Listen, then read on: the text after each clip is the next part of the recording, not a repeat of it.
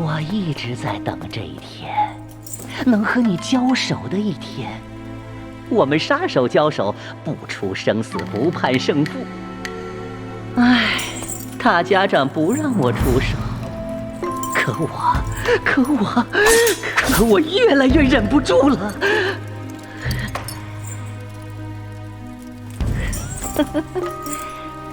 他们都说我是个话痨杀手，你是个哑巴杀手。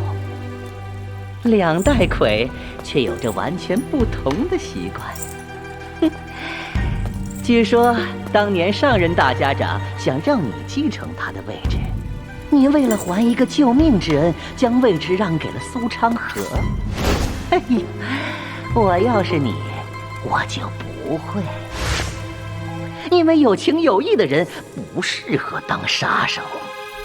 闭嘴！啊，你生气了？